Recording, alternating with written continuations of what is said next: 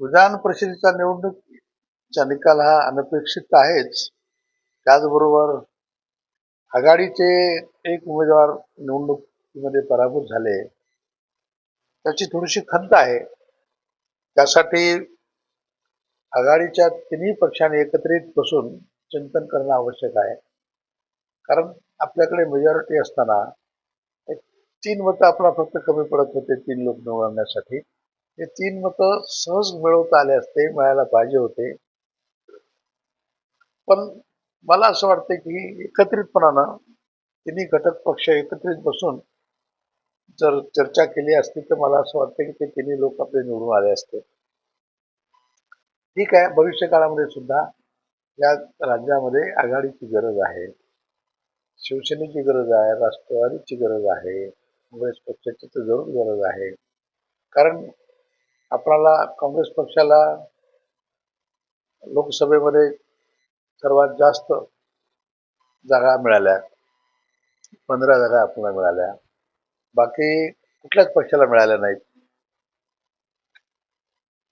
त्यामुळं काय झालं की अशी चर्चा होती किंवा जवळपास आम्हाला महाराष्ट्रामध्ये 152 विधानसभा मतदारसंघामध्ये आम्हाला मताधिक्य मिळालं होतं काँग्रेस पक्षाला.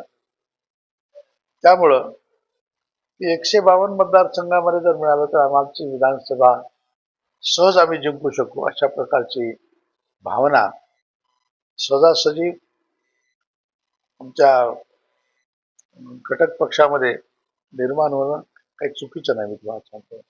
आणि आघाडी ही सहजपणानं भविष्य काळामध्ये विधानसभेत यशस्वी होईल अशा प्रकारचा आम्हाला विश्वास आहे. आता राहिला प्रश्न, त्यांच्याकडे मेजॉरिटीची सत्ता आहे, काही पक्षातील मतदार फुटले, हा आरोप प्रत्यारोप आता होत राहणार आहे. पण नक्की काय घडलं या संदर्भात या तिन्ही आघाडीच्या पक्षांनी एकत्रित बसून चिंतन करणं आवश्यक आहे. आणि जे आपल्यापासून दूर गेलेले आहेत त्यापेक्षा अधिकचे कसे माणसं जवळ करता येतील त्या दृष्टिकोनातून भविष्य काळामध्ये जर प्रयत्न झाला तर विधानसभेच्या ज्या भविष्य काळामध्ये निवडणुका होणार आहेत त्या निवडणुकामध्ये सहज आघाडी पक्षाची सत्ता येऊ शकते अशा प्रकारचा मला विश्वास वाटतो. त्याचं कारण मी आपल्याला सांगेन की राहुल गांधी सारखं नेतृत्व, एक तरुण नेतृत्व आपल्याला लाभलेलं आहे. त्यांनी या सबंध देशभरामध्ये पायी यात्रा काढली.